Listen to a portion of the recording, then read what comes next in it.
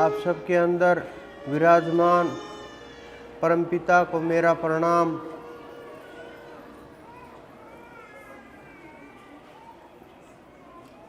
आज होली का त्योहार है।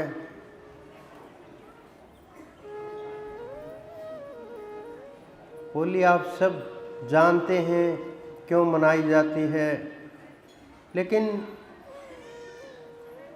आध्यात्मिक अर्थ अलग अलग होते हैं। इस शरीर के अंदर जब सब विषयों का दहन होता है, सब विकारों को नष्ट कर दिया जाता है, सब विषय विकार समाप्त हो जाते हैं, जल जाते हैं, तो उनकी होली मनाई जाती है। मानव एक एक अणुओं से रचना हुई इस प्रत्येक ब्रह्मांड के अंदर अनेकों अनेकों प्रकृति जितनी भी है, जितना भी परमात्मा ने रचना की है, जितना भी ये ब्रह्मांड उन्होंने बनाया है, जितना भी उन्होंने ये सब खेल तैयार किया है, सब जितना भी आप इन आँखों से देख सकते हैं और जो इन आँखों से आप नहीं देख पाते, वो चीज़ें सब की सब एक दूसरे से जुड़ी हुई हैं। पहले भी जुड़ी हुई हैं, यहाँ पृथ्वी पर आने से और पृथ्वी से जाने के बाद भी जुड़ी हुई है। क्योंकि प्रकृति से आप देखोगे जितने भी शरीर हैं सब प्रकृति के बने हुए हैं, पांचों तत्वों के बने हुए हैं।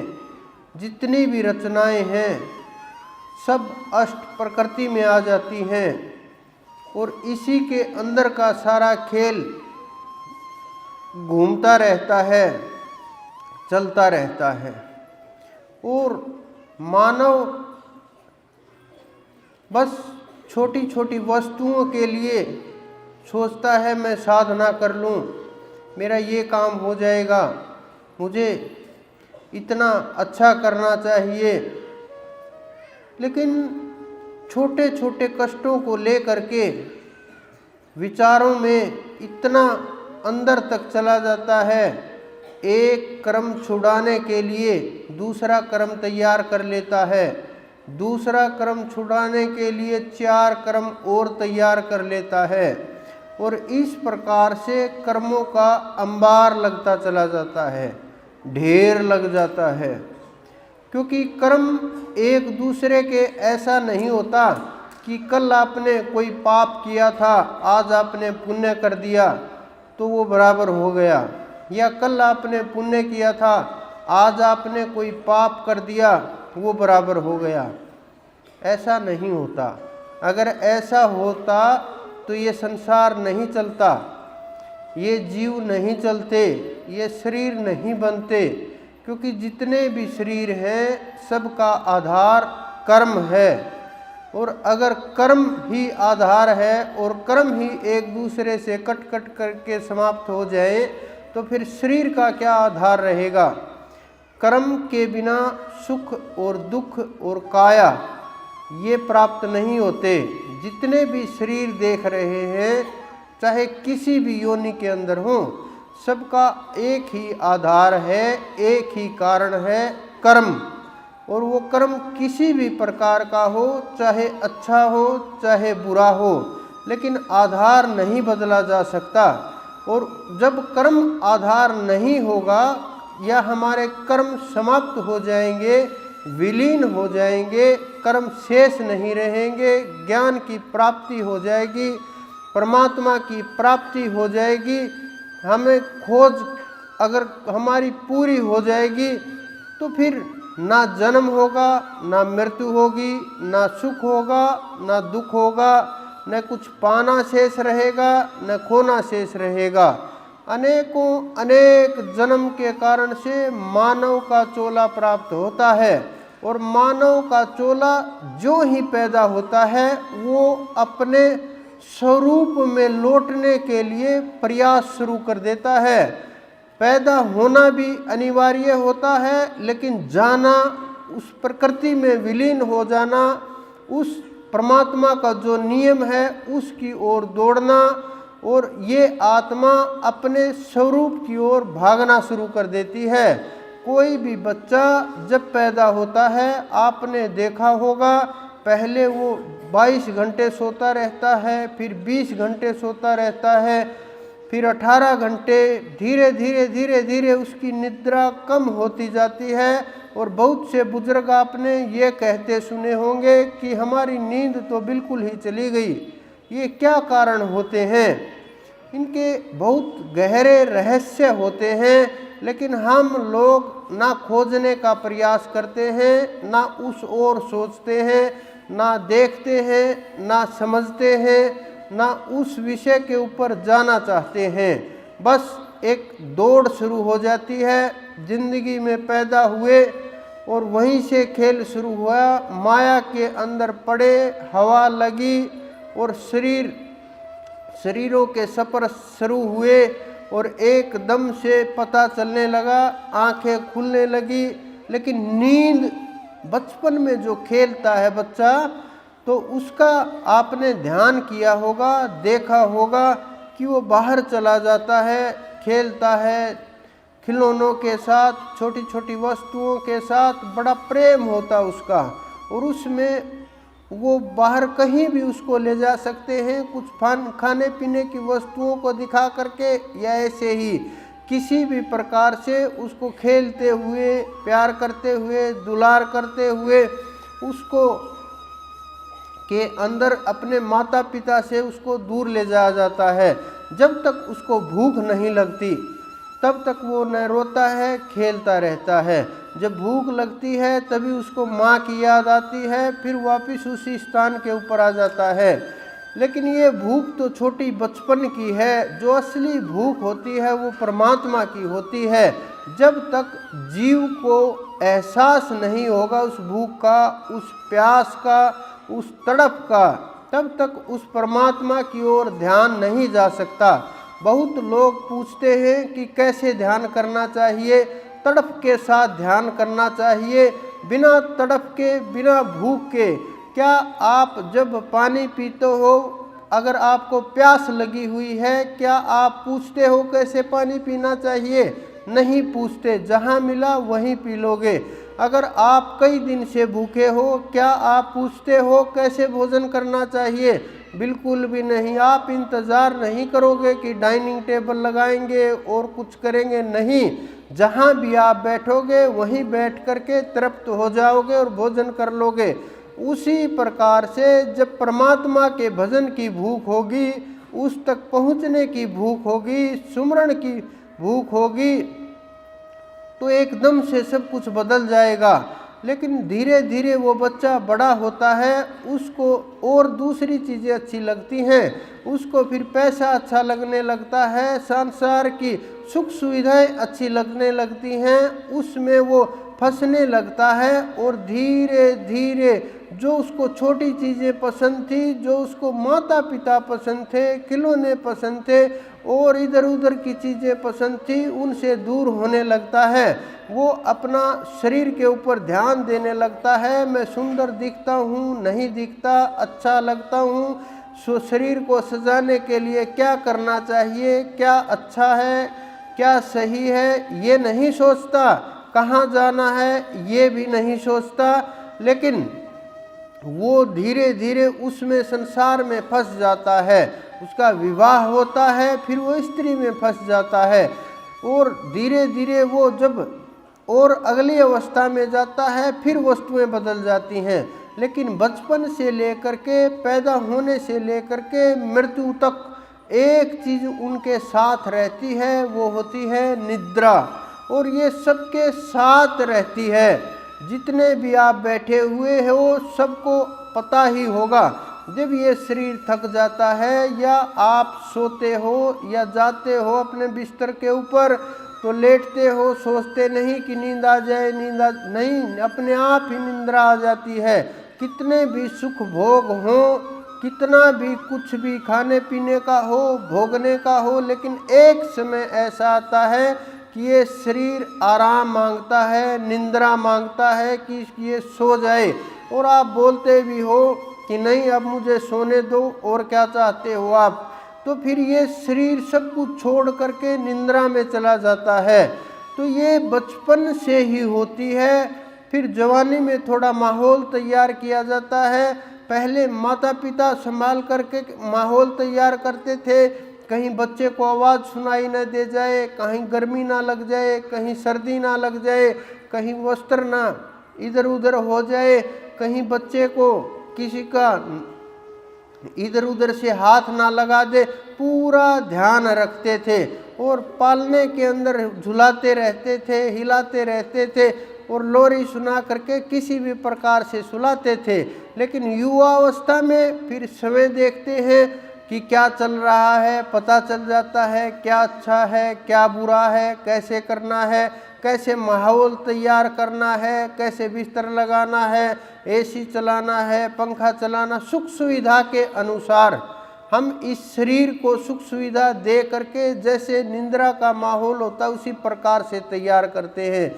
लेकिन वो युवावस्था में भी सोना होता है। लेकिन धीरे धीरे जब और आगे की अवस्था बढ़ती है, जब वैराग्य आता है, चाहे वो बचपन में आए, चाहे युवावस्था में आए, चाहे प्रौढ़ अवस्था में आए, बुजुर्ग अवस्था में आए, संन्यास अवस्था, किसी भी अवस्था के अंदर जब वैराग्य आता है तो फिर नींद नहीं सुहाती, निंद्रा भंग हो जाती है।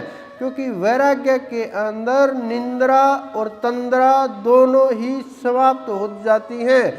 क्योंकि जीव को ये पता चल जाता है कि ये नींद हमारी शत्रु है, सहायक नहीं है। इसी कारण से हमारे बहुत से संत महात्मा, योगी लोग, महापुरुष बार बार ये कहते रहते हैं, इस नींद को त्याग दो, मोक्ष को त्याग दो और परमात्मा के भजन के ऊपर ध्यान दो। क्योंकि बहुत से योगी लोग ऐसे होते हैं जो भजन करते करते उस नींद को निकाल देते हैं। हमारे साइंस ने भी अब सिद्ध कर दिया कि योग के द्वारा, ध्यान के द्वारा और योगिक क्रियाओं के द्वारा शरीर को उसी प्रकार से अपडेट किया जा सकता है, तैयार किया जा सकता है जिस प्रकार से निंद्रा के अंदर ये शरीर ऑटोमेटिक से तैयार हो जाता है। जितना भी जीव हैं, जितने भी मानव हैं, सब के सब जब सो जाते हैं, सुबह उठ करके पवित्र सा महसूस करते हैं, तेज सा महसूस करते हैं, स्फूर्ति सी महसूस करते हैं, ताजगी सी महसूस करते हैं। क्या कारण होता है? क्योंकि ये आत्मा उस परमात्मा की ओर दौड़ती रहती है। ये शरीर अपने अस्तित्व को जो हमने इस धरा से जो सब तत्वों से उठा उठा करके इकट्ठा किया है प्रकृति ने, वो सब के सब समाप्त हो जाने वाले तत्व हैं। तो ये शरीर उसकी खोज में सोता रहता है हर रोज। कुछ बुजुर्ग लोगों को पता होता है कि मुझे नींद नहीं आ रही। कारण क्या होता है? क्योंकि धीरे धीरे धीरे धीरे वो अपने वजूद से दूर जाने लगते हैं। पूरी उम्र ना ध्यान करते हैं, ना सुमरण करते हैं, ना भजन करते हैं, ना परमात्मा को याद किया, ना उसको सहारा लिया, ना उसकी ओर बढ़े, ना कुछ जागृति हुई, ना उस ओर कुछ कार्य हो पाया, ना जीवन जीने का रास्ता मिला, न पवित्रता हुई, न धर्म पर रहे, न उस परमात्मा की आज्ञा के अनुसार चले, न शास्त्रों के अनुसार चले, न धर्म के अनुसार चले। तो फिर ये जीव क्या करे, शरीर क्या करे, कितना झेल सकता है? इसको एनर्जी की आवश्यकता होती है, इसको ताकत की आवश्यकता होती है। वो किसी प्रकार से भी मिले, कैसे भी मिले, इस संसार के अंदर अनेकों प्रकार की ऊर्जाएं हैं, लेकिन मुख्यतः दो ही ऊर्जाएं हैं। एक तो परमात्मा के नाम की ताकत होती है, पवित्रता की ताकत होती है, एक आसुरी शक्तियां होती हैं। लेकिन जो आसुरी शक्तियां होती हैं वो कुछ देर के लिए होती हैं, अच्छा करने के लिए नहीं होती, वो जीवों को कष्ट देने के लिए होती हैं। लेकिन बहुत से लोग ये सोचते हैं कि हमारा अच्छा हो जाए, चाहे संसार का कितना भी बुरा हो, कितना भी गलत हो, हमें कोई फर्क नहीं पड़ता, चाहे ये जीव जिए मरे, रहे ना रहे, परेशान हो, कुछ भी हो, लेकिन हमारा अच्छा होना चाहिए। इतना सोचने से अच्छा नहीं हो सकता, ना किसी का भला हो सकता है, ना किसी को प्राप्ति हो सकती है। हाँ, अगर हम अपने कर्म से गिरे, अपने धर्म से गिरे, अपनी मर्यादाओं से गिरे, वहाँ तक नहीं पहुँचे, भजन नहीं किया, सुमरण नहीं किया, उस मार्ग पर चलने का प्रयास नहीं किया, तो फिर सारा रास्ता और हमें कुछ भी नहीं मिला। तो अगर हम उन आसुरी शक्तियों की बात करें, बहुत से लोग जो आसुरी शक्तियों को प्राप्त करते हैं, उनके ऊपर काम करते हैं, मंत्रों की सिद्धियां करते हैं, तंत्रों का प्रयोग करते हैं, लोगों से छोटे मोटे स्वार्थ, धन संपदा, स्त्री और अपना संसार के अंदर नाम फैलाने के लिए, कीर्ति और यश फैलाने के लिए, और इस प्रकार की छोटी छोटी वस्तुओं के लिए इस संसार के जीवों को परेशान करते हैं, जीवों की बलि देते हैं, जीवों के अंदर से खेलते हैं, जीवों के शरीरों को बांध लेते हैं, सूक्ष्म शरीरों के ऊपर प्रभार करते हैं, सूक्ष्म जीवों को बांध करके उनसे कार्य कराते हैं, उनको तंग करते हैं, उनको बहुत परेशान प्रताड़ित करते रहते हैं।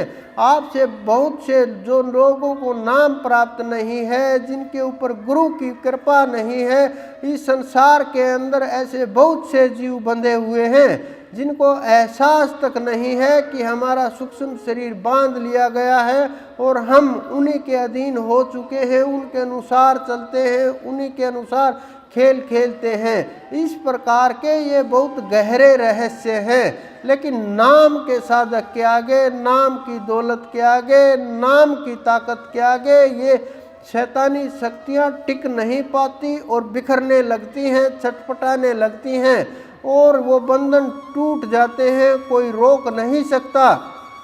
क्योंकि नाम की दौलत अनंत होती है, वो इतनी पवित्र दौलत होती है, इतनी तेजस्वी होती है, उसके अंदर इतना तेज होता है, जितने भी वो संसार के बंधन तक को छुड़ा देती है, भव के बंधन से निकाल देती है, जितने भी संसार के बंध लगे हुए हैं सबको तोड़ करके जीव को जीवन मुक्त कर देती है। वो दौलत अनंत है, वो परमात्मा की दौलत है, उसके अंदर इतनी ताकत होती है कोई अंदाज़ा नहीं होता।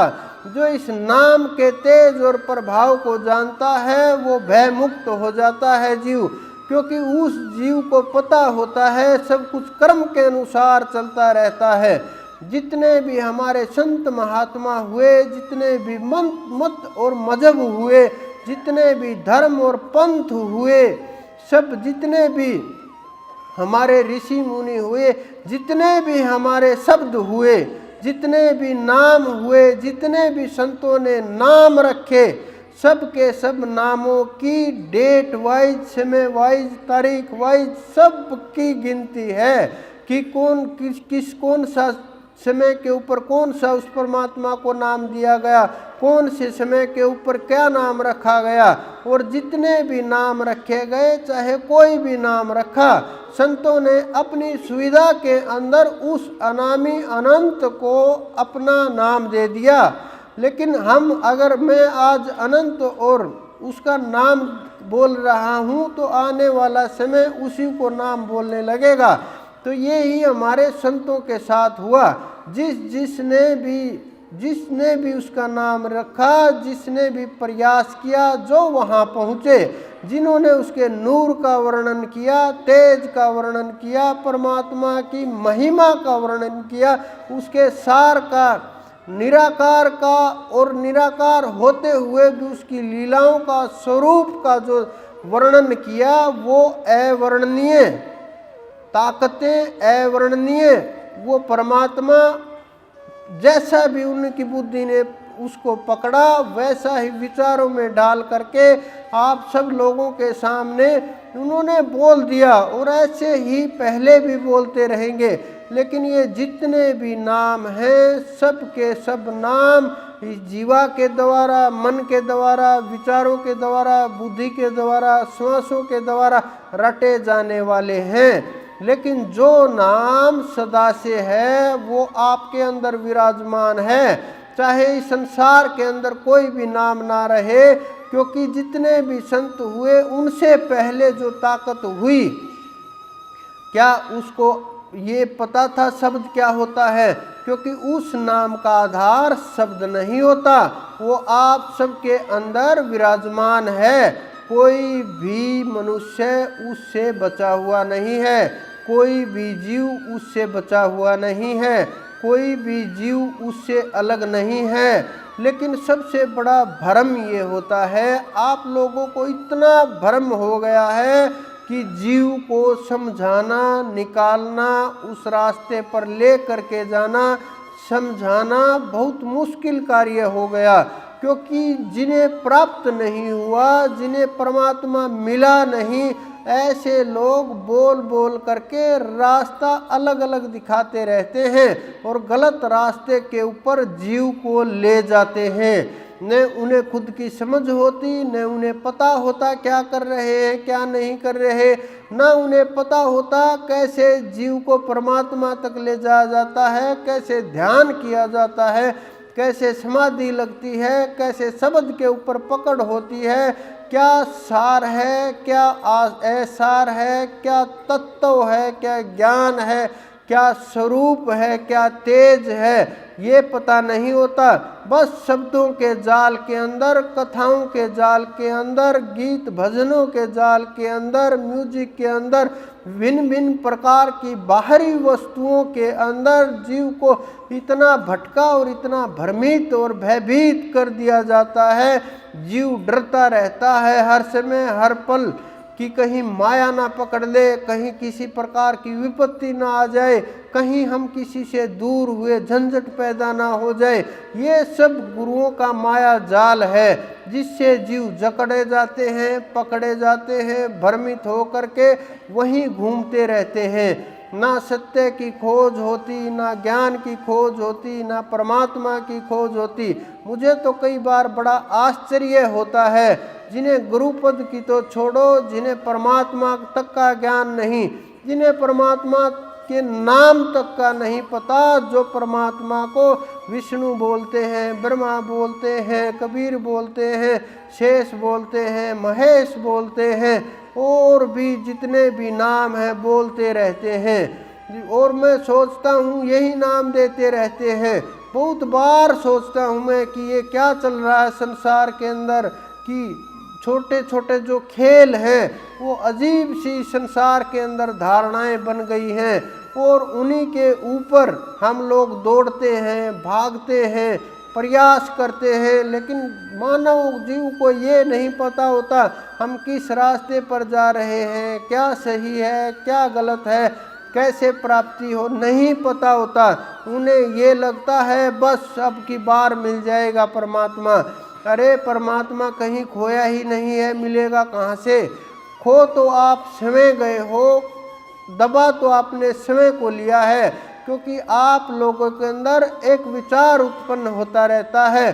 जो सबके अंदर होता है वही आपके अंदर भी हो रहा होगा कि मेरे अंदर इतना काम भरा हुआ है, मैं तो कामी हूँ, मेरे अंदर इतना क्रोध भरा हुआ है, मैं तो क्रोधी हूँ, मेरे अंदर इतने विचार हैं तो कैसे परमात्मा मिलेगा, मेरे अंदर इतना लोभ है, लालच है, कैसे परमात्मा मिलेगा, हम तो धसे हुए हैं कीच के अंदर, कैसे परमात्मा मिलेगा, मैंने तो शादी करा ली, कैसे परमात्मा मिलेगा, मेरे अंदर तो लाखों कमियां हैं, मेरे को कैसे परमात्मा मिलेगा।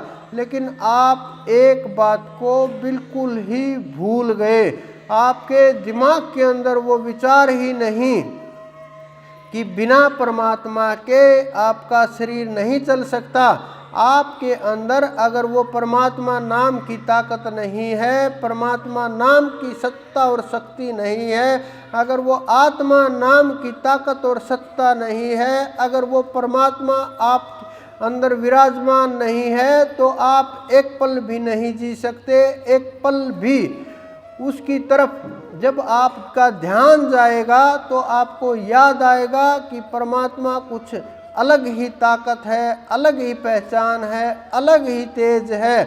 और हम भ्रम के अंदर, भूल के अंदर अपना अस्तित्व और वजूद मिटा चुके हैं।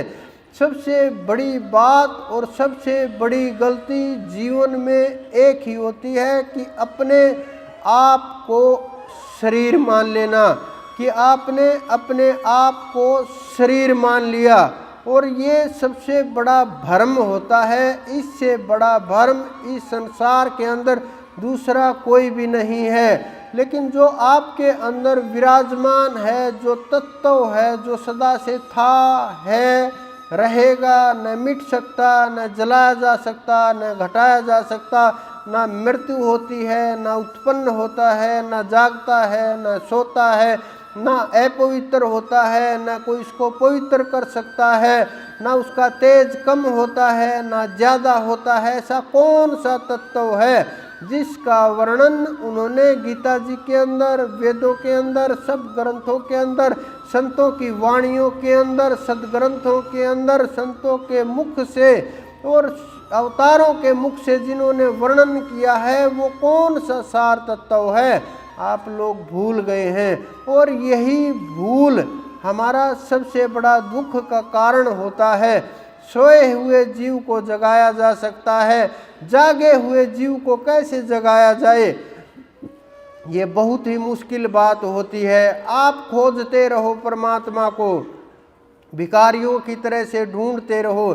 जिस प्रकार से एक भिखारी अपना पात्र ले करके घर घर डोलता रहता है, दुकान दुकान डोलता रहता है, बाजार बाजार डोलता रहता है, सड़क सड़क डोलता रहता है, मांगता रहता है, ढूंढता रहता है, लेकिन वही भिखारी के आप ना कुछ उसका इस्तेमाल कर पाता है, ना उसका कुछ पता होता है। और इसी प्रकार से मांग मांग करके अपना जीवन बेकार और बर्बाद कर देता है, ना उसका कुछ लाभ मिल पाता है, दो दो कौड़ी के लिए इधर उधर भटकता रहता है।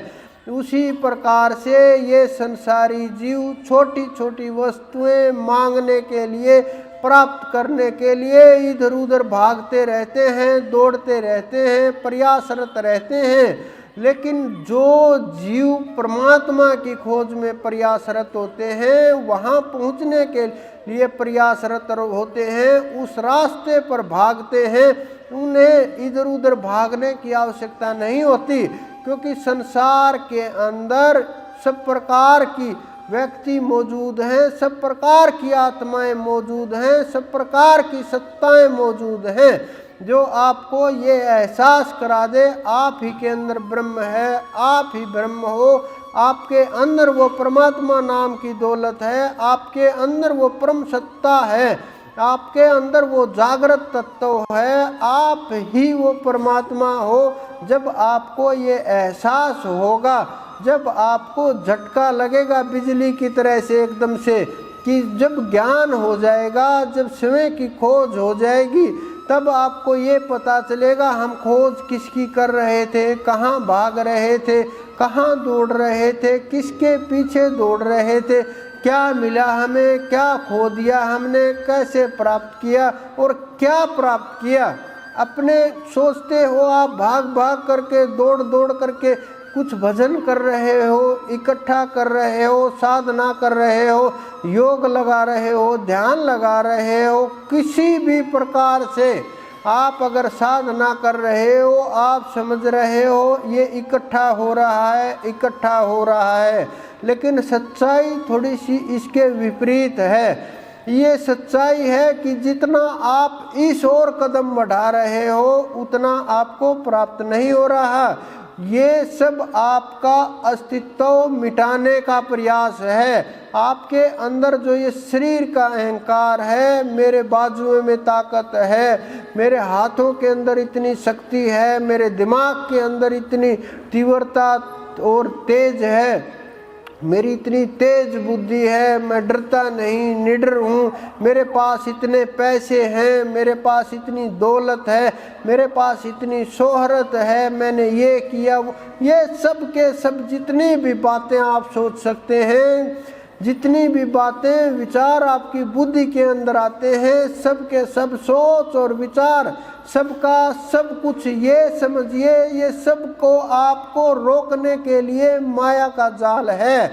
और आपने समय तैयार कर लिया, ये नहीं किसी ने आकर के आपको रोक दिया। और जो नाम लेने के बाद जो खेल शुरू होता है, कुछ जीव सपनों के जाल में खो जाते हैं कि मुझे ये आज दिखाई दिया, कल नहीं दिखाई दिया, कल वो दिखा, कुछ दिखना चाहिए, वो भी भ्रम जाल है सारा।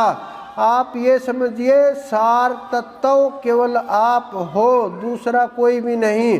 अगर आपने स्वयं की खोज कर ली, प्राप्ति कर ली, न दूसरा किसी को जानना है न किसी को पाना है, तो जितनी भी विधियां लगाई जाती हैं, जितनी भी युक्तियां लगाई जाती हैं, जितना भी प्रयास किया जाता है, जितना भी संघर्ष किया जाता है, जितना भी आसन सिद्ध किया जाता है, जितना समाधि में जाया जाता है, सबका सब कुछ एक ही उद्देश्य है कि हमें अपने आप को मिटा देना है, शरीर के अहंकार को समाप्त कर देना है।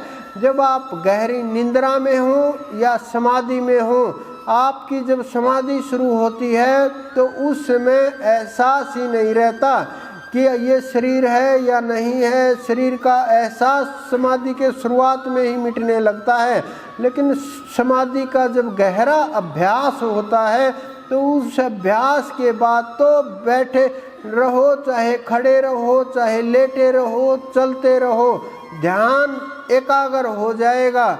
नाम तभी एहसास होगा क्या वो नाम है, क्या सार है, कौन सा ऐसा नाम है जो न वेदों के अंदर है, न ग्रंथों के अंदर है, न पूजा से प्राप्त होता है, किसी प्रकार से भी, न मुख से न वाणी से, किस प्रकार से प्राप्त होता है। जितनी भी साधनाएं की जाती हैं, जितना भी प्रयास किया जाता है, जितना नाम सिमरण किया जाता है, जितने भी हाथ पैर मारे जाते हैं किसी भी तरफ से, चाहे गंगा स्नान से लेकर के ब्रज परिक्रमा तक, सब के सब ये खेल अपने आप को, अपना वजूद मिटाने के लिए हैं। लेकिन वहाँ जा कर के हम अपने वजूद को और बुरी तरह से पकड़ लेते हैं। जब हम अपने शरीर को और अपने वजूद को और बुरी तरह से पकड़ते हैं तो फिर हम उस परम तत्व से, उस आत्म तत्व से और दूर चले जाते हैं। लेकिन इसका एहसास नहीं होता। जब आप जाते हो और स्नान के लिए जाओ, चाहे कहीं भी किसी प्रकार से भी जाओ, वहाँ अगर हमें शरीर का एहसास होगा, वहाँ अगर हम छोटे बड़े ये मानेंगे कि ये मेरे से छोटा है, ये क्या है, इसकी क्या औकात है, इसके पास कुछ नहीं है, मेरे पास इतना धन है, मैं इतनी बड़ी गाड़ी से आया हूँ, मैं इतनी अच्छी जगह रहता हूँ, मैंने इतने अच्छे वस्त्र धारण किए हैं, ये क्या पहने हैं, ये किसने आने दिया, क्या चल, अनेकों प्रश्न जो आप सोच सकते हो। और वहाँ जा कर के भी शरीर को छोड़िए आप लोग, आप तो वहाँ वस्त्रों के अंदर अटक जाते हैं कि छोटे छोटे कहीं हमारे वस्त्र खराब न हो जाए, कहीं परेशानी ना आ जाए, मैं कैसा लग रहा हूँ। अनेकों प्रकार के सवाल जो आप सब लोगों के मन में चलते रहते हैं, ये सब के सब सवाल समाप्त करने के लिए आप वहाँ गए थे। और जब सब के सब सवाल ये डबल दुगनी रफ्तार से चलने लगे तो तीर्थ का महत्व नहीं रहा। तीर्थ का महत्व तभी तक होता है जब हमारे अंदर जो चल रहा है, हमारे अंदर जो ताकत है, और हम उस सत्ता की तलाश में हम जाएं, हम उस एनर्जी की खोज में जाएं। अगर आपने वहाँ जा कर के भी ध्यान नहीं किया, अपने अहंकार को नहीं छोड़ा, आप सब कुछ, अगर आप कहीं भी जाएं, चाहे गुरु स्थान के ऊपर जाएं, चाहे जहां अवतार हुए हैं, जहां संत महात्मा रहते थे वहां जाएं, अगर हम उस एनर्जी को अनुभव नहीं कर पाए, उस ताकत का अनुभव नहीं कर पाए, उस परम सत्ता का अनुभव नहीं कर पाए, अपनी आत्मा को जागृत नहीं कर पाए, अपनी आत्मा तक नहीं पहुंच पाए और बैठ करके हम उसको जुड़ाव नहीं कर पाए, उसके साथ डोर नहीं बांध पाए और उससे चढ़ाई नहीं हो पाई, तो आपने क्या पाया? चाहे आप पूरी उम्र घूमते रहो, चाहे डोलते रहो, प्रयास करते रहो, भागते रहो, दौड़ते रहो, इधर उधर बैठते रहो, बातें करते रहो, सिगरेट दर शराब के अंदर फंसे रहो, शराब कबाब के अंदर फंसे रहो, अगर आप तीर्थों के ऊपर जा कर के भी इस प्रकार की वस्तुओं का उपयोग करते हो, तो क्या लाभ हुआ तीर्थों में जाने का? क्या प्राप्त होगा? आप और ज़्यादा तीर्थ गई मैं नान का, मन चंचल ची चोर, गई थी मैल उतारने लाई 10 मनोर। तो नानक जी ने भी कहा है कि अगर हम तीर्थ के अंदर जाएंगे, मन चंचल होगा और चित्त के अंदर ठहराव नहीं होगा, चित्त में इधर उधर क्या हमने इकट्ठा कर लिया होगा, मन के अंदर ठहराव नहीं होगा, मन इतना चंचल और चलायमान होगा। इससे अच्छा तो आप अपने घर रहिए, क्योंकि वहाँ मन एक स्थिर तो है, भाग दौड़ तो नहीं रहा, इधर उधर की वस्तुओं के अंदर ताक झाक तो नहीं कर रहा। जब ये मन ताक झाक करता है, विषय वासनाओं के अंदर दौड़ता है, उनके देख रेख करके उनको भागता रहता है, सोचता है, विचारता है, ताकता है, ताड़ता है और इधर उधर से इकट्ठा करके अपने अंदर बुरी वस्तुओं को इकट्ठा कर लेता है। क्या फायदा होगा? कहीं भी चले जाओ आप, किसी भी स्थान के ऊपर चले जाओ आप, कितना भी आप दौड़ भाग करते रहो, खाली हाथ ही जाओगे, खाली हाथ ही आए थे। तो अगर हमें कुछ चाहिए, साधना करनी है, सुमरन करना है या परमात्मा के नाम के ऊपर चलना है, उसके रास्ते के ऊपर चलना है, तो आपकी अपनी पहचान होनी चाहिए। आपके अंदर इतना पता होना चाहिए हमें क्या करना है, क्या नहीं करना। आपके अंदर इतनी ताकत होनी चाहिए, शारीरिक ताकत नहीं, शारीरिक पहचान नहीं, शारीरिक चेहरे की पहचान नहीं, आपकी पद और ओहदे की पहचान नहीं, पैसे और माया का रुतबा नहीं, लोगों से पहचान नहीं। परमात्मा नहीं चाहते, ऐसा आप नहीं चाहते, ऐसा नसीब में नहीं है, ऐसा सौभाग्य नहीं है। ये जो शब्दों का हम खेल खेलते हैं ना, ये सब उस परमात्मा को पता होता है, आपके गुरु को भी पता होता है कि आप कहाँ खड़े हैं, क्या बोल रहे हैं, क्या अंदर में चल रहा है, मांगने क्या आए हैं, मांग क्या रहे हैं, चाहते क्या हैं, चाहना क्या है, सब कुछ पता होता है। लेकिन आप जो पर्दे के पीछे छुपने का प्रयास करते हैं, ऐसे उन संतों की नज़रों से नहीं बच सकते, क्योंकि उन्होंने जो नज़र होती है वो पारदर्शी होती है, वो देख लेती है, दूर तक आर पार देख लेती है, इसके अंदर क्या चल रहा है, बाहर क्या चल रहा है। ये चीज़ें तो जो छोटी छोटी सिद्धियां करते हैं वो भी देख लेते हैं, लेकिन संतों में और उनमें बड़ा भेद होता है। और इस रहस्य को जब आप समझ जाओगे, जब आप जान जाओगे, जब आप खोज करोगे, जब प्राप्ति होगी, जब उस ओर बढ़ोगे, तब आपको पता चलेगा आप कैसे जीव हो, क्या लेने के लिए आए हो, क्यों यहाँ तक पहुँचे, क्या कारण था, क्या ये छोटे छोटे कार्य के लिए आए हो आप?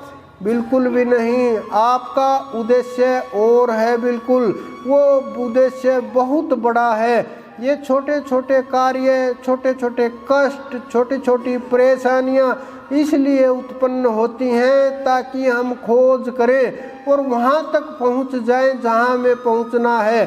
कोई कुल देवता प्रयास करता है, कि हमारे परिवार का सदस्य अगर पूर्ण गुरु के पास चला जाए तो मेरा भी कल्याण हो जाए, इनका भी कल्याण हो जाए। बहुत पितर भी प्रयास करते हैं, एनर्जी पैदा करते हैं, उठा उठा करके लेके आते हैं कि मेरा भी कल्याण हो जाए, इनका भी कल्याण हो जाए। क्योंकि संतों के अंदर इतनी अक्षमता होती है। जब गंगा माँ ने सवाल किया, गंगा जी ने सवाल किया कि मैं तो सबके पाप हरूंगी, लेकिन मेरा पाप कैसे हरा जाएगा, कौन हरेगा, किसके अंदर इतनी अक्षमता होगी कि मैं सारे जगत का भार उठाती रहूं, और कौन किस प्रकार से पाप हरण हो। तो उन्होंने कहा संतों के चरण आसुरों के साथ साथ जब संतों के चरण आपके अंदर पड़ेंगे तो पाप अपने आप समाप्त होने लगेगा। तो उसी प्रकार से जब संतों के दर्शन होते हैं, उनका प्रभाव तेज इतना होता है, जीव का सब कुछ बदलने लगता है। कितना भी छोटा जीव हो, चाहे मानव योनि के अंदर हो या ना हो, चाहे किसी भी प्रकार का जीव हो, अगर वो संतों के आसपास रहता है तो उस एनर्जी को महसूस करता है, चाहे वो पक्षी हो, कुछ भी हो। क्योंकि उसके अंदर जो सत्ता होती है वो आपस में तालमेल करती है, उसके अंदर जो आत्माएं होती हैं वो प्रभाव करती हैं, उसके अंदर जो ताकत होती है वो एक होती है दोनों के अंदर, क्योंकि दोनों एक दूसरे के साथ जुड़े हुए हैं। हमारा साइंस खोजता रहता है लेकिन उस तत्व तक नहीं पहुंच पाया। पहले अणु तक पहुंच गया, अणु को तोड़ करके परमाणु तक पहुंच गया, परमाणु को तोड़ करके इलेक्ट्रॉन, प्रोटॉन, न्यूट्रॉन तक पहुंच गया। उसको तोड़ करके तोड़ना बड़ा मुश्किल होता है। इन चीज़ों को बहुत लोग पढ़े लिखे बैठे होंगे, वो समझ सकते हैं कि सूर्य के अंदर 1.5 करोड़ डिग्री तापमान होता है। अंदाज़ा लगाइए आप, सूर्य के मध्य में कितना तापमान हुआ, और धरा के ऊपर जब हल्का सा तापमान होता है तो कितना लोग छटपटाने लगते हैं। 1.5 करोड़ डिग्री कितना तापमान होगा। लेकिन उन चीज़ों को तोड़ने के लिए, उसको तोड़ने के लिए 2 करोड़ डिग्री टेम्परेचर चाहिए, तब वो टूट के क्वार्ट्स बन जाता है। और वो फिर, लेकिन ये वहीं पूरा नहीं हुआ, साइंस हमारा यहीं तक पहुंचा है। जब इसको तोड़ने के लिए 5 करोड़ डिग्री टेम्परेचर तैयार किया जाएगा, वो मशीनें डेवलप की जाएंगी, उसी प्रकार से उसको तोड़ा जाएगा। फिर उसके भी लाखों टुकड़े हो जाएंगे, और फिर उसको भी तोड़ा, टेम्परेचर बढ़ता जाएगा और पता चलता रहेगा। पहले ये मानते थे कि ये जो अणु है यही श्रेष्ठ है, इससे आगे सृष्टि नहीं है और यही सृष्टि का कारण है। लेकिन जितनी हमारी खोज होगी, जितना साइंस खोजेगा, जितना गहराई तक जाएगा, रहस्य उतना गहरा होता जाएगा। लेकिन वो तत्व अनंत है। हमारे ऋषि मुनियों ने जो पाया है, जो हमारे योगियों ने, संतों ने पाया है, किसी भी रास्ते से गए हों, कैसे भी पहुँचे हों, कितने भी नाम रखे हों उस परमात्मा के, लेकिन सब के सब नाम उसी एक के हैं। किसी भी संत महात्मा ने ये नहीं बोला कि मैं चला जाऊंगा और मेरे जाने के बाद मेरी मूर्तियों की पूजा करो, मेरे आगे दीपक लगाओ, ये करो, बिल्कुल भी नहीं कहा। लेकिन मैं बार बार बोलता हूँ, साधना करो, प्राप्ति करनी है तो साधना करो, परमात्मा चाहिए तो। बहुत लोग आते हैं बेचारे, भोले ही कहूँगा मैं तो, और क्या कहूँगा। एक ने आ करके मुझे कहा कि जी मैं कान्हा ले लूँ। मैंने कहा देखो मेरी तो औकात नहीं है कान्हा लेने की, अगर आपकी औकात हो तो आप ले लीजिए कान्हा, क्योंकि कान्हा के अंदर इतनी ताकत है, कृष्णा के अंदर इतनी ताकत है। हम कौन होते हैं उसको लेने वाले, और हमारे के अंदर इतनी ताकत कहाँ है कि जब मर्जी उसको ले लें और जब मर्जी छोड़ दें। ये बड़े आश्चर्य की बात होती है। उन्होंने कहा ठीक है जी मैं ले लेती हूँ। थोड़े दिन बाद वो आई, उन्होंने कहा जी कान्हा की तो गर्दन ही टूट गई। मैंने कहा ये तो बड़ा आश्चर्य की बात है। हमारी तो आज भी इतनी औकात नहीं, कान्हा के हाथ भी लगा दे, गर्दन टूटना तो बहुत बड़ी बात है कि जी अब क्या करें उसका।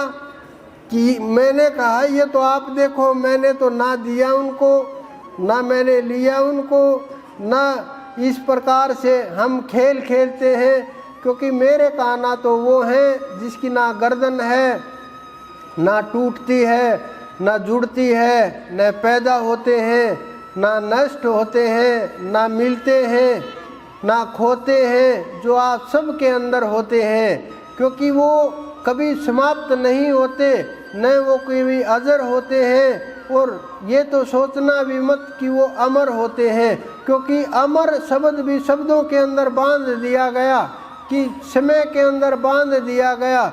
समय उनके अधीन होता है, समय उनके पैर के नीचे नाचता रहता है। कितनी ताकत होगी उसके अंदर। आप लोग उस परम सत्ता को नहीं पहचानते, आप लोग उस साधना को नहीं पहचानते, आप लोग उस ज्ञान की ओर नहीं बढ़ते। मैं कहता रहता हूँ ध्यान करो आप संसार के अंदर डोलते रहते हो, आप संसार में भागते रहते हो। मैं समझाता हूँ बार बार कि नहीं, ये रास्ता नहीं है, क्योंकि मुझे अनुभव है, परमात्मा ने जो मुझे रास्ता दिखाया, हम वहीं से गुजर करके आए हैं जहां आप भाग रहे हो। लेकिन ये ज़रूरी नहीं कि जितना संघर्ष हमने किया, जितनी दौड़ भाग हमने की, जितना प्रयास हमने किया, जितना समय हमने गवा दिया उसको पाने में, आप भी उतना ही समय लगाएं। बिल्कुल भी ज़रूरी नहीं, क्योंकि मार्ग दिखाने वाला अगर ना हो तो बहुत समय लग जाता है। जब एहसास हो और मार्ग दिखाने वाला हो, हाथ पकड़ करके ले जाने वाला हो, फिर भी भाग भाग करके कोई कुएं में कूदे, वो निकालता रहे, फिर कूद जाए, फिर निकालता रहे, रास्ता दिखाए, रास्ते पर नहीं चले। मैं बोलूँ इधर जाओ, उधर नहीं, दूसरी तरफ। मैं बोलूँ ये करो, वो नहीं, दूसरी तरफ।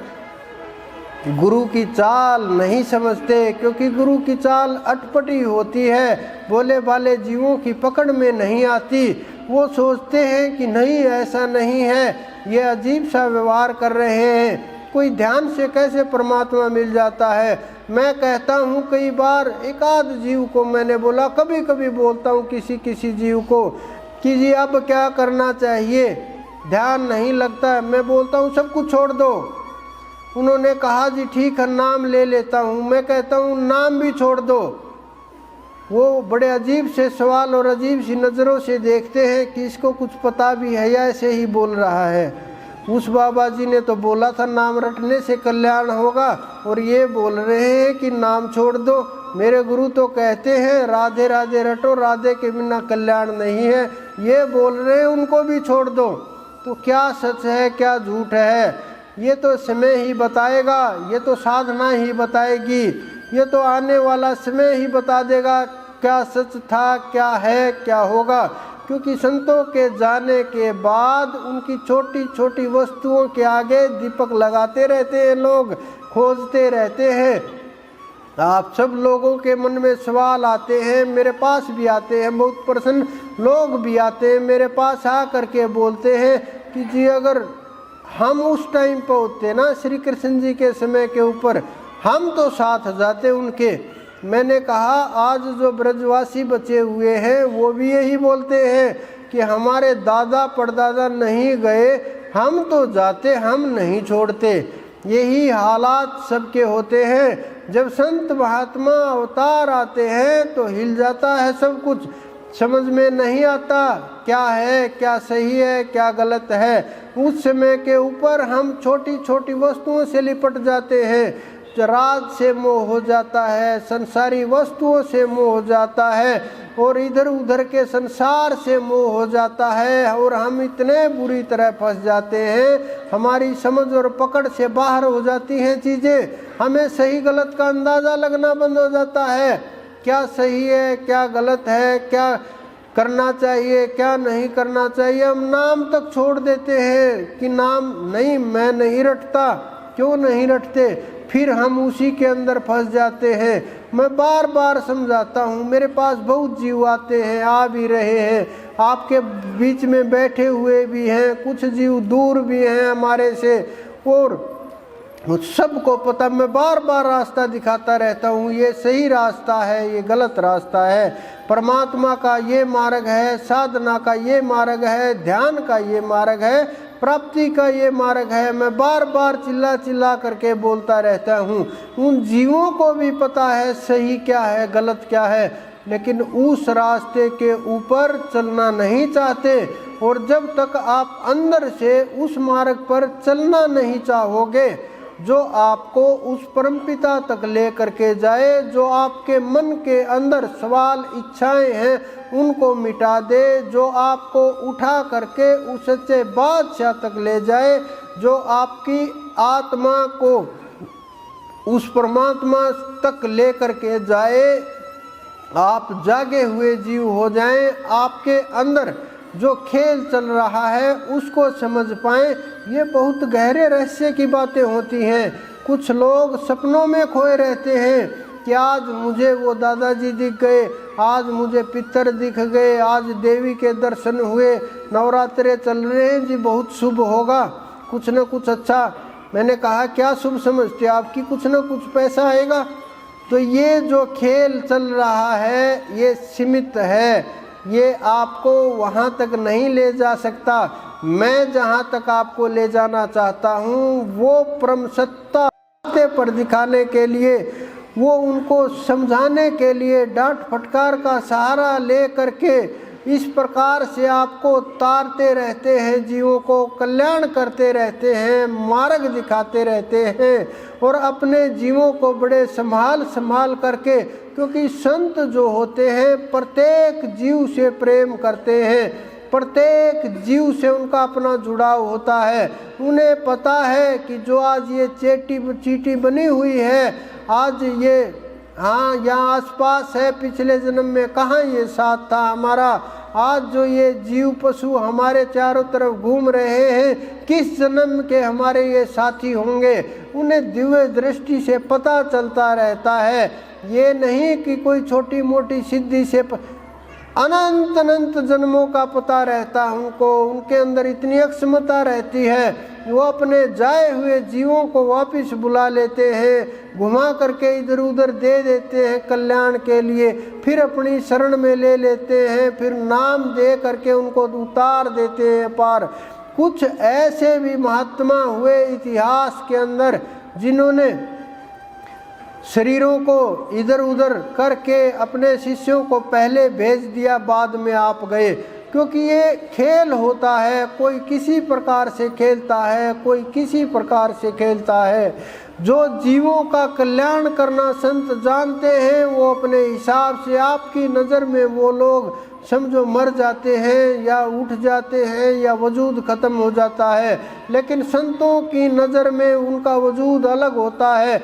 उनके ऊपर दया करनी होती है, कृपा करनी होती है, वो दयावान हैं, क्योंकि वो जानते हैं पहले इसको पहुंचा दो, क्या पता आगे क्या होगा, आगे अगर ये नहीं गया तो फिर जन्म होगा, बेचारा फिर दुखी होगा, इतना परेशान होगा। कोई धरती के ऊपर संत मिले ना मिले, संत मिल जाए गुरु ना मिले तो भी अटकाव रहता है, अगर गुरु मिल जाए पूर्ण ना हो तो भी जन्म की हानि होती है, अगर पूर्ण गुरु की प्राप्ति हो गई तो समझो कल्याण का मार्ग वहीं से खुल गया।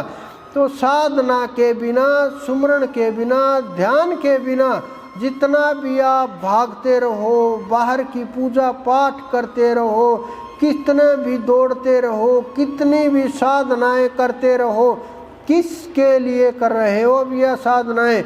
ये सब की सब साधनाएं आप आत्मा को पाने के लिए कर रहे हो, और आत्मा का खोना और पाना कुछ नहीं होता। उनका जो खेल होता है बस ये जानना है या वहाँ तक पहुँचना है, जितने भी हमारे ये सारे के सारे बंधन हैं इनको तोड़ना है।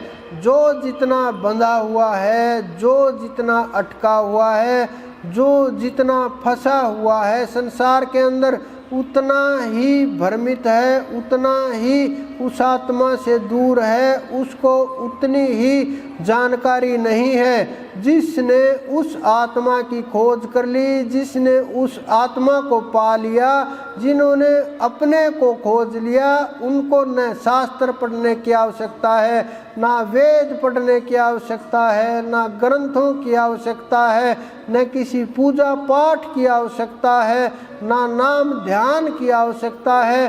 क्योंकि बहुत से जीव ये सोचते हैं कि अगर हमने प्राप्त कर लिया तो फिर क्या करना है, फिर ये बोलने की आवश्यकता नहीं होती क्या करना है, क्योंकि वहीं ध्यान लग जाता है। वहाँ ना कि नाम रटे ना रटे ये तो सवाल ही पैदा नहीं होता, क्योंकि वो सार शब्द जाग जाता है। जब वो सार शब्द जागता है, वो सार नाम जागता है जो आपके अंदर है, जो सब नामों से पहले था, जो सब भाषाओं से पहले था इस संसार के अंदर। आप देखिए, जब ये मानव की सृष्टि नहीं थी, वैज्ञानिक भी बोलते इससे पहले दूसरी सृष्टि थी जहाँ डायनासोर घूमते रहते थे, उससे पहले कोई और सृष्टि होगी, उससे पहले कोई और सृष्टि होगी। और मानव की जो सृष्टि है ये चल रही है, ये वातावरण के अनुसार चलता है। सब कुछ खेल जीवों के कर्मों के अनुसार ये खेल चलता है। जब ये कर्म के ऊपर प्रभाव होने लगता है, कर्म का चक्कर चलने लगता है, धीरे धीरे शरीरों के रूप बदलने लगते हैं और एक सृष्टि खत्म होती है, दूसरी शुरू होती है। लाखों करोड़ों जीव विलुप्त हो चुके हैं, उसी प्रकार से लाखों करोड़ों जीव नए उत्पन्न हो गए हैं। ये कहाँ से आते हैं जीव, कहाँ जाते हैं? आप किसी भी फल को लीजिए, किसी भी वस्तु को लीजिए, उसको रखिए, चाहे दूध रखिए, दही रखिए और कुछ रखिए, धीरे धीरे उसमें क्रिया शुरू हो जाती है, क्रिया की प्रतिक्रिया होगी। उसमें आप देखते हो कि इसमें तो जीव पैदा हो गए, इसमें तो कीड़े लग रहे हैं, कीड़े चल रहे हैं, क्या घटनाएं होती हैं, कहाँ से आते हैं वो? कभी सोचा है आपने कि एकदम से बारिश हुई, मेंढक एकदम से बाहर आ गए, कहाँ से आया वो सब कुछ? कि एकदम से आपने कोई पदार्थ रखा था, सुबह उठा करके देखा, आपने कभी चूहा मरा हुआ देखा, उठा करके देखो कीड़े ही कीड़े चलते में, कहाँ से आए इतने जल्दी ये सब कुछ? यानी ये सब के सब विराजमान है, बस दबी हुई चीज़ें हैं। इसी प्रकार से शरीर के अंदर अनेकों प्रकार के रोग दबे हुए हैं, अनेकों प्रकार की वस्तुएं दबी हुई हैं, अनेकों प्रकार के देवता दबे हुए हैं, अनेकों प्रकार की शक्तियां खोई हुई हैं। लेकिन हम भूल के कारण, भ्रम के कारण और बुद्धि के कारण, विचार के कारण, फंसे हुए होने के कारण अनेकों प्रकार का जो खेल है सृष्टि का, इसको ना समझने के कारण अनेक ऐसे कारण हैं जिस कारण से हम उस तत्व तक नहीं पहुंच पाते, बार बार रोक लिए जाते हैं। ये सब प्रकृति का खेल है, ये सब परमात्मा की माया है। यही खेल है जो खेलता है वो, जिसके अंदर ये जीव फंस करके भ्रम के कारण आज और कल, आने वाला कल भूल जाता है। बस कुछ दिन याद रहते हैं फिर भूल जाते हैं। कुछ यात्राएं, कुछ लोग जो चले गए वो, कुछ खेल याद रहता है कि हाँ वो चला गया, मुझे भी जाना है। एक दिन समय आएगा कि ये नष्ट हो जाएगा, राख हो जाएगी शरीर की, कौन पहचानेगा किसकी ये राख है, किसकी ये अस्थियां हैं, किसका ये खेल है? सब कुछ जल जाएगा। तो उस जल जाने वाले शरीर से, गल जाने वाले शरीर से, मिट्टी हो जाने वाले शरीर से इतना मोह कब तक आप भागते रहोगे समय से? कब तक इस आत्मा से दूर जाते रहोगे? इस प्रकार से कैसे कल्याण होगा जीवों का? तो आप प्रयास कीजिए कि जीवों का कल्याण हो सके, लेकिन जब तक ध्यान नहीं करोगे इसी प्रकार से भटके रहोगे। और जो जीव उस नाम के साथ जुड़ गया, क्योंकि अनेकों प्रकार की शक्तियां हैं इस संसार के अंदर, जो तमोगुणी शक्तियों के साथ जुड़ गया वहीं अटक गया। और वो कल्याण को प्राप्त नहीं होता। नाम की दौलत के बिना संसार के अंदर कोई भी दौलत वहाँ तक आपको लेकर के नहीं जाएगी।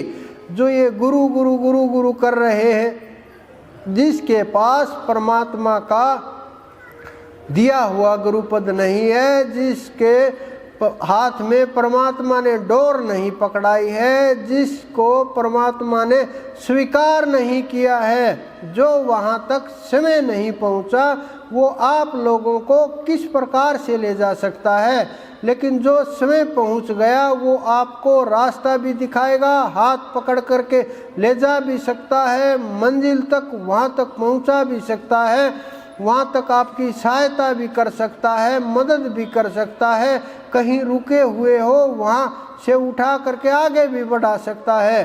तो ये बहुत से कारण होते हैं। जब आप अपने अंदर में खोज करोगे, इस आत्मा की, ज्ञान की अपनी खोज करोगे, मैं बहुत बार बोलता रहता हूँ, जब तक आप समय तक नहीं पहुँच जाते कहीं भी रुकना नहीं।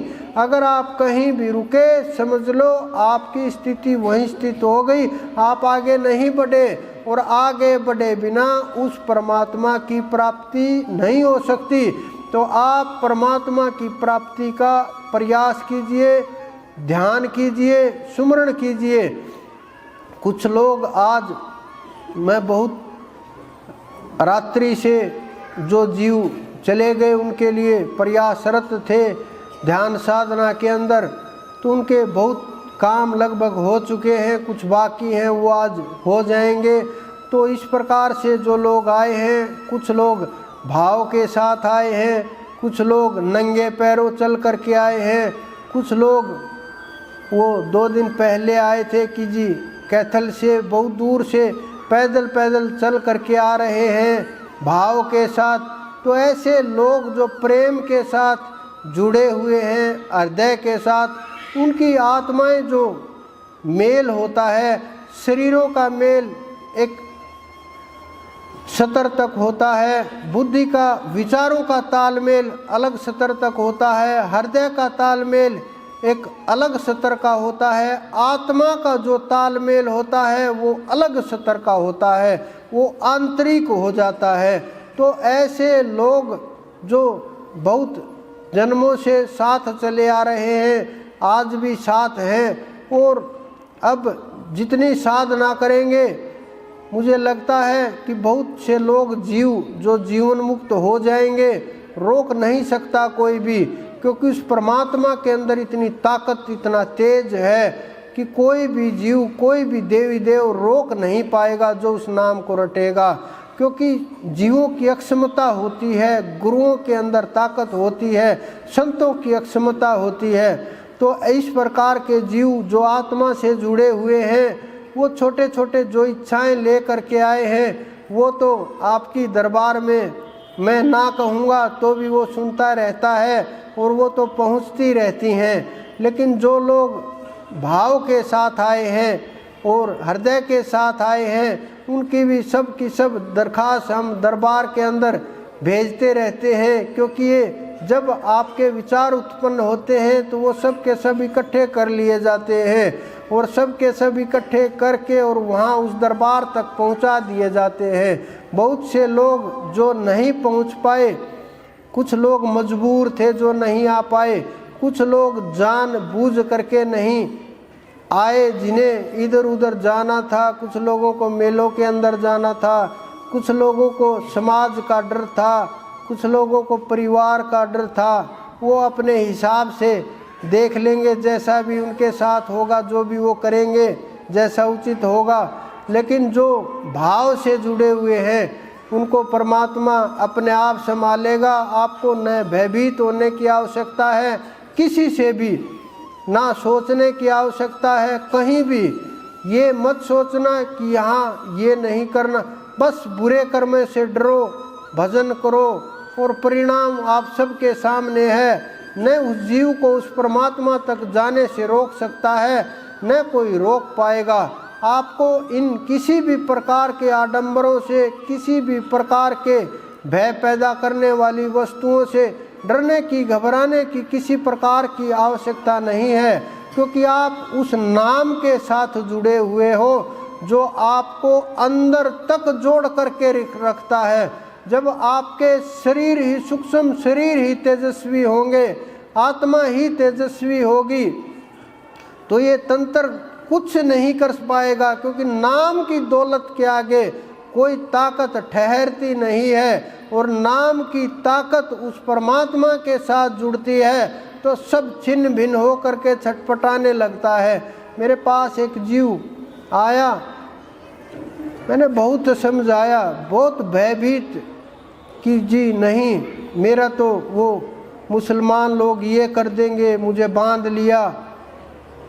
बहुत भयभीत, आप सोच नहीं सकते, बहुत तंत्र का प्रभाव। लेकिन जब नाम की दौलत शुरू होती है फिर सोचना नहीं पड़ता, सब के सब तंत्र अपने आप भागने लगते हैं। तो आप निर्भय हो जाइए, बिना सोचे ही अपनी भजन ध्यान में मस्ती कीजिए।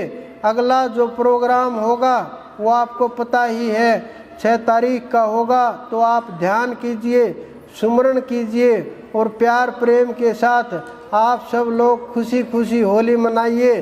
क्योंकि सब लोग इतने दिल के साथ आए हैं, त्यौहार को छोड़ करके, परिवार को छोड़ करके, सब कुछ छोड़ करके।